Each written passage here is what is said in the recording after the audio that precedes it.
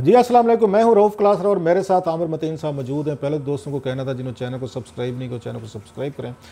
आज की स्टोरीज आमिर साहब बड़ी इंटरेस्टिंग है कि नैब ने, जनाब आपको पता है नैब का काम तो ये रह गया कि नोटिस वगैरह जारी करते रहते। अब तक तो हम नैब को ताने भी लोग दे रहे थे, उस पर बड़े सारे ये उस पर क्वेश्चन भी उठ रहे थे। जनाब नैब जो है ना वन साइडेड अकाउंटेबिलिटी कर रहा है, तो नैब टार्जन बन गया, जो बकावल उनके शेख रशीद साहब के अब टार्जन बन जाएगा। टार्जन ये बना है कि उन्होंने यहाँ बुज़दार साहब को, चीफ मिनिस्टर पंजाब जो हैं, उनको उन्होंने बुला लिया, 12 अगस्त को बुला लिया कि आप आएँ। उन पर भी केस है एक, वो मैं अभी आपको बताता हूँ। साथ में उन्होंने मरियम नवाज़ साहब को बुला लिया, 11 अगस्त को एक को बुलाया, 12 को उन्होंने दूसरे को बुला लिया। ये ताकि बैलेंस रहे, कौम ये ना कह सके कि देखें बुज़दार साहब को बुला लिया तो साथ में आपने मरियम नवाज़ साहब को बुला लिया। सो मेन चीज़ जो इसमें इंटरेस्टिंग है, इससे पहले कि आप उस पर कमेंट करें, दोनों को हम उसमें बताते कि मरियम नवाज़ साहब को क्यों बुलाया गया है। और उनसे ये भी मैं से पूछना था कि पहले जो बुलाया था मरियम नवाज़ साहब को, उसका क्या कर लिया आपने कि इतने बड़े केसेस थे। सबसे बड़ा तो चौधरी शुगर मिल वाला था मेरा ख्याल है, अगर मैं ये गलत नहीं कह रहा था, जो उसकी हम दुबई वगैरह की करते रहे थे, शेयर्स वगैरह आते रहे जाते रहे, सारी चीज़ें, वो एक अलहदा स्टोरी है। उसका केस भी मेरा ख्याल है वो हो गया है। आपकी दफ़ा उन्होंने कहा कि मरियम नवाज़ साहिबा ने कोई उन पर बंदी 1400 कनाल जो है रेवेंड में उन्होंने ज़मीन ली थी, और ये बताया जा रहा है कि जो ज़मीन थी वो सरकारी ज़मीन थी और ये आ नहीं सकती थी, और बाद में उन्होंने ट्रांसफ़र कर दी नवाज़ शरीफ साहब एंड कंपनी वगैरह, शहबाज शरीफ साहब में। एक तो पहले इस पर मैं आपसे पूछना चाहूँगा कि याद होगा मरियम नवाज़ साहिबा तो कहती थी मेरी पाकिस्तान छोड़ें ना, उसको लंदन छोड़ें, मेरे तो पाकिस्तान में जदाद नहीं। अब यहाँ पर उस पर जदादों पर जदादें निकल रही हैं। एक तो ये, दूसरा ये है कि बुज़दार साहब को जिस केस में बुलाया गया वो बड़ा इंटरेस्टिंग है आमिर साहब कि आप ज़रा तशरीफ़ लें। वो उन्होंने ये कहा है कि जनाब कि कुछ अर्सा पहले, लास्ट ईयर कोई साल 1.5 साल पहले, जब अभी नए नए आए हुए थे, तो इन्होंने लाहौर के एक होटल को इन्होंने वहाँ पे आके उसका एक उसका लिकर का लाइसेंस दिया। अभी आज उस पर स्टोरी भी देख रहा था, इसमें न्यूज़ में थी। उसमें वो ये कहते हैं कि जनाब कि इन पे इल्ज़ाम लग रहा है कि 5 करोड़ रुपया जो है इन्होंने लिया था, वहाँ पे ये पैसे दिए गए थे, और फिर अनऑथराइज्ड किस्म का इन्होंने आकर लाइसेंस दिया था। इन दोनों चीज़ों को मिला के आपके जहन में क्या पिक्चर बन रही है कि बुज़दार साहब तो डर लेंगे इमरान खान साहब, उनको भी नैब ने बुला लिया। अब आप और मैं बात करने काबिल भी नहीं रहे कि नैब नहीं बुलाता। उधर मरियम नवाज़ साहबा जो हैं उनको भी बुला लिया गया। आपने 23 साल रिपोर्टिंग की हुई है, आपके जहन में कोई यहाँ टलियाँ बज रही हैं कि क्यों हो रहा है सारा? मैं ये ओवरऑल तो आपको बताया था लास्ट टाइम कि ये अभी जो है नैब को एक गेयर अप उन्होंने किया है। एक वो पॉलिसी तो मिली है नैब के चेयरमैन को, सारे डीजीज को, और जो ताकतवर लोग हैं सबको इकट्ठे बुलाया गया था। ये आपके घर से करीबी बुलाया गया था और उन सबको बताया गया था कि जनाब अब जो है ना ये तरीक़ाकार होगा, और 2 महीने के अंदर आप देखेंगे कि ये नज़र आना शुरू हो जाएगा, बड़े बड़े लोग पकड़े जाएंगे। अब मैं नामों की लिस्ट तकरीबन मेरी जेब में समझे पड़ी हुई है, मगर मैं देना नहीं चाहता। चोरी कैसे लोग मुझे फ़ोन करके पूछ रहे हैं कि कौन कौन है, हमारा है कि नहीं है। इशारे किनारे में मैंने बताया, मगर अच्छा नहीं लगता कि किसी का नाम लेके उसकी नींद ख़राब की जाए, उसकी ज़िंदगी, और बाद में क्योंकि विलिंग डीलिंग जो हो रही है तो वो छूट जाए तो वो मेरे ज़िम्मे पड़ जाएगा, मगर ये होने जा रहा है। अब उसमें ये बैलेंसिंग फैक्टर, आपने ये जो बड़ा खूबसूरत कहा कि मरियम को भी पकड़ना है और बुज़दार को, कि जी ये ना लगे कि जी ये वन साइडेड हमारे जैसों को चुप कराने के लिए कि ये बुज़दार साहब को पकड़ने का। Buzdar is very important. Detail तो आप बताएंगे उसमें। तो मुझे जो थोड़ा सा है कि शराब के लाइसेंस देने पे जो अखबार में ख़बर छपी है कि लाइसेंस देने के ऊपर जो है ना उनको बुलाया गया है। मैं ये कहना चाहता हूँ कि मेरी अक़लीती भाइयों के लिए बहुत ज़्यादा मोहब्बत है। मैं लाइसेंस देने के ख़िलाफ़ नहीं हूँ।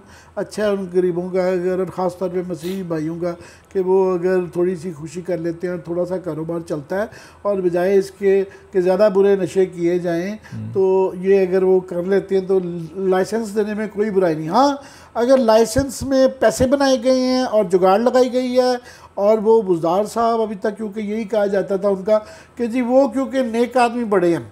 हमारे दोस्त शाहीन से भाई साहब है, आजकल उनको बहुत ज़्यादा उनका इश्क आया हुआ है, मोहब्बत एहतराम भी है। तो मैं उनको कहना चाह रहा था कि जनाब ये बात ये है कि ये ज़िद लगा ली आपने कि ये सिर्फ ये चले ठीक है करप्ट नहीं भी हैं, तो ये एक बंदा है कि आपने रबड़ स्टैम्प रखी हुई है जिसको कोई पता ही नहीं है, पूरा सूबा आपने दिया हुआ है, जिद लगाई भी कि इसी को रखना है, अगर करप्ट नहीं भी है। मगर अब आप जो खबर ला रहे हैं, जो मुझे अंदाज़ा हो रहा है कि इसके अंदर खौफनाक किस्म के इंकशाफात करने वाले हैं, तो मैं बड़ा इंटरेस्टेड हूँ कि ये जाना जाए कम से कम ये जो मिथ बनाई गई है कि बाकी सारी खराबियाँ 2 साल से उनकी बर्दाश्त हैं कि जी वो ठीक है, वो खुद ही कहते हैं मुझे तो पता ही नहीं था क्या हुआ, कि उनकी नालायकी भी बर्दाश्त करें, उनकी इनकम्पिटेंस भी बर्दाश्त करें, उनकी नाताकती, उनकी हर किस्म की चीज़ बर्दाश्त करें कि जी ईमानदार बहुत है, ईमानदार बहुत है।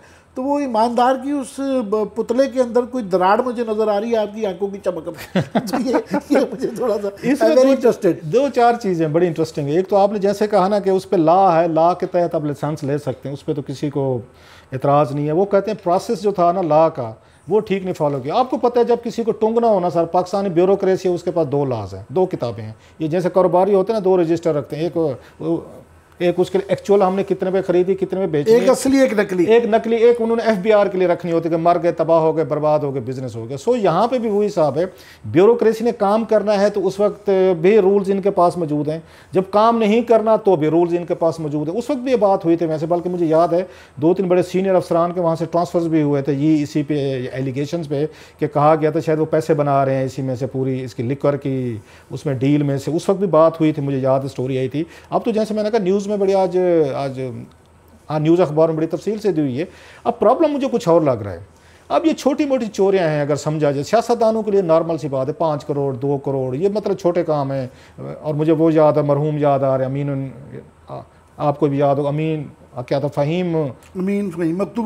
अमीन साहब, आपको याद होगा उनके अकाउंट में भी बेगम साहबा के उनके निकल आए थे, 3 करोड़ रुपए किसी ने डाल दिए थे। वो बेचारे थे, हालांकि उनके नाम पे जो स्कैंडल था वो 2 बिलियन का था, उन बेचारों को 3 करोड़ रुपए उनके अकाउंट में बकौल उनके किसी ने डाल दिए थे। यदि किसी ने डाल दिए मैं वापस कर देता, वापस शरीफ आदमी थे, वापस भी कर दिए, ये लें, ये वापस कर लें। अब यहाँ पे भी वही केस है कि चलें छोटा मोटा काम कहीं पे दूध पत्ती चलती है चला लें। मैं इससे थोड़ा सा बिगर चीज़ें देख रहा हूँ, ये वजह नहीं है।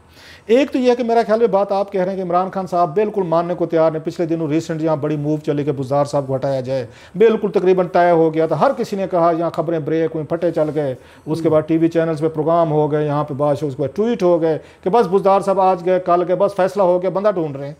2 दिन बाद इमरान खान साहब ने कहना कि बंदा तो मेरा यही रहेगा।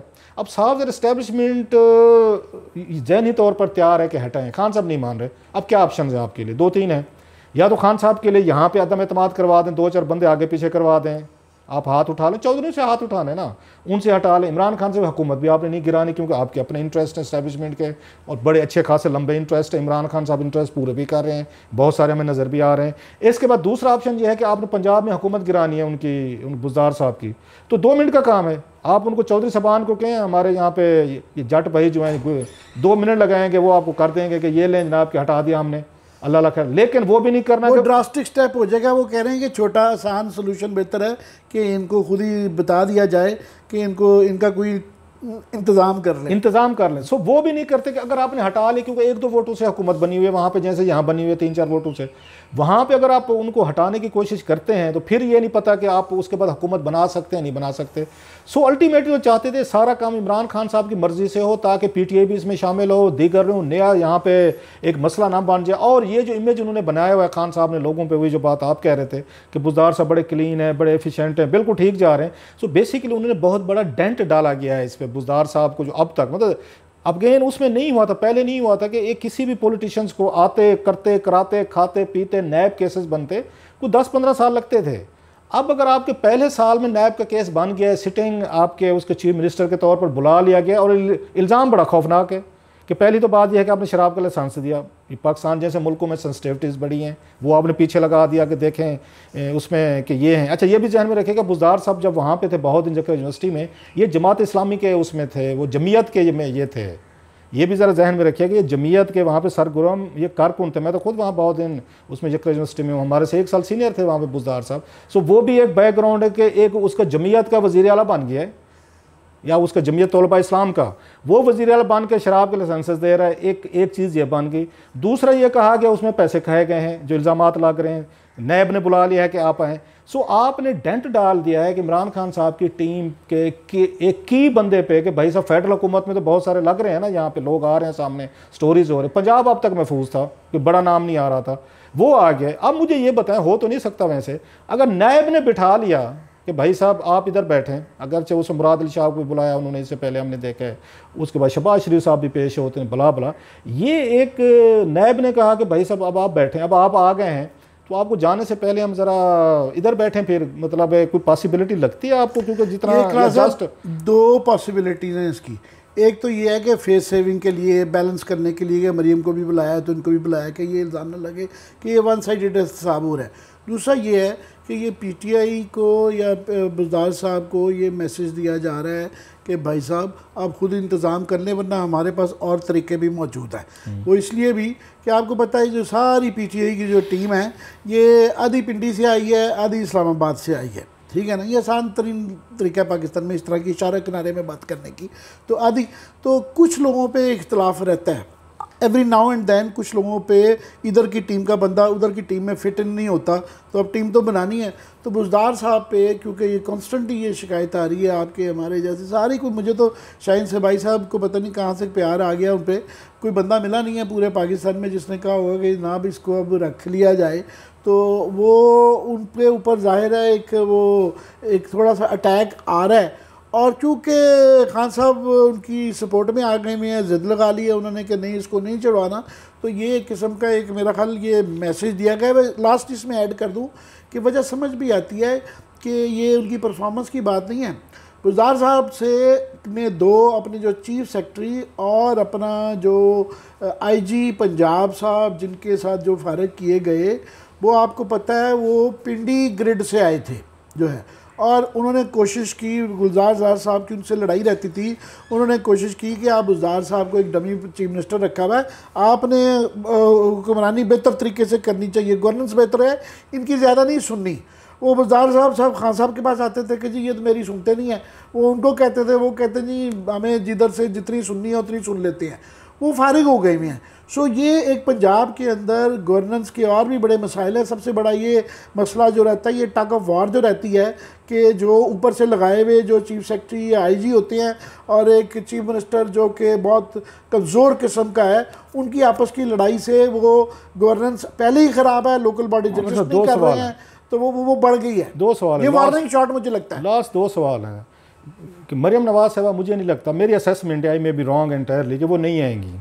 लगता है ये चांसेस ही, अगरचे ज़मानत पे हैं, अफोर्ड नहीं कर सकती कि ना आए, लेकिन पॉसिबिलिटी है कि पहले भी हमने देखा है कि वहाँ शहबाज शरीफ साहब जो हैं वो पेश नहीं हो रहे थे, वो हमजा नहीं हो रहे थे, अदालतों में ज़मानतें वगैरह बला बला वो चीज़ें चलें, वो पेश हो जाती हैं। एक उसके क्या उसके बाद आप उनको अरेस्ट करने जाते हैं, अगर वो नहीं आती, ये इनके लिए बहुत बड़ा चैलेंज होगा। आ जाते हैं तो फिर क्या करेंगे जनाब, उसके बाद बैठ के फर्दर ऑलरेडी केसेस चल रहे हैं, उनका आपने क्या किया? बुज़दार साहब को मैं ये पूछना चाहता हूँ, मुझे लगता है आप अपने असेसमेंट दें लास्टली, उसका क्रिस्पी सा time we are running short, कि इमरान खान साहब और एस्टेब्लिशमेंट के दरमियान एक नई टग ऑफ वार शुरू हो रही है, क्योंकि ये खान साहब के लिए तो बहुत बड़ा धचका है, ब्लो है कि उनका डार्लिंग जो उनकी टीम का वो वसीम अकरम प्लस है, उसको नायब बुला ले और बड़े सीरियस किस्म, मैं फिर कह रहा हूँ कि सीरियस किस्म के एलिगेशन पे बुला लिया जाए, तो हाउ विल दे गो? ये क्लास साहब ये बैलेंसिंग फैक्टर है जो आप कह रहे हैं, ये 2 महीने में पकड़ दकड़ होनी है ना, उसमें काफ़ी ऐसे लोग होंगे जिस पे मौजूदा हुकूमत को एतराज़ात होंगे, वो जो लोगों को पकड़े दकड़े जाएंगे तो वो उस पर, मगर जो मुझे इतला है कि ये बताया गया है कि जनाब आपने किसी की परवाह नहीं करनी है, इन लोगों का ना आपने केस जो है सही, जो मुझे ये नहीं पता फहरिस्त पे मैंने बताया कि मैंने कसम खाई हुई है कि मैं नाम नहीं लूँगा, मैंने वो थोड़ी सी जो है ना फहरिस्त का मुझे थोड़ा सा अंदाज़ा है कि कौन सी है, कुछ के ऑब्वियस नाम है कि उन लोगों को तो पकड़ना ही पकड़ना है, पर मैं वो फहरिस्त नहीं बताना चाह रहा, मगर ये है कि उस लिस्ट पे फटा पड़ेगा, उस पर कुछ लोग ऐसे होंगे जिसको पीटीआई वाले भी पसंद नहीं करेंगे, जनाब इसको कैसे पकड़ लिया, तो ये बुज़दार का नहीं तो किसी और पे पता हो सकता है, बिल्कुल ये आगे इस पे इसके प्रॉब्लम्स आ सकती हैं। बहरहाल आमिर भाई थैंक यू वेरी मच। मुझे तो लग रहा है कि आने वाले दिनों में जिस तरह के बुज़दार साहब को बुलाया गया है और इमरान खान साहब के लिए बड़ा बम शेल होगा ये कम अज़ कम मैं नहीं मान रहा कि ये बैलेंसिंग फैक्टर है कि चले मरियम नवाज़ साहबा को बुला लिया जाए तो इनको भी बुला लिया जाए। ना ये इत्तफाक हो सकता है कि अगर उनको बुलाया गया और इस केस में बुलाया गया है और बाज़ लोग कहते हैं बड़ा स्ट्रॉन्ग एविडेंसेस वहाँ मौजूद हैं और जो उनके खिलाफ इस्तेमाल हो सकते हैं, और नायब ने शायद अपने लेटर्स में भी ये चीज़ें की हैं, तो बुज़दार साहब के लिए जहाँ प्रॉब्लम होंगे तो डेफिनेटली मेरा ख्याल इमरान खान साहब के लिए प्रॉब्लम होंगे। देखते हैं ये आने वाले दिनों में, जैसे आमिर मतीन साहब पहले प्रिडिक्ट कर चुके हैं कि बड़े मैसिव लेवल पे गिरफ्तारियां और ये क्रैकडाउन शुरू हो रहा है, और ये कम अज़ कम ये जहन में नहीं था कि काम जो है ना बुज़दार साहब से शुरू होगा या मरियम नवाज़ से, ये उनसे स्टार्ट करेगा नायब।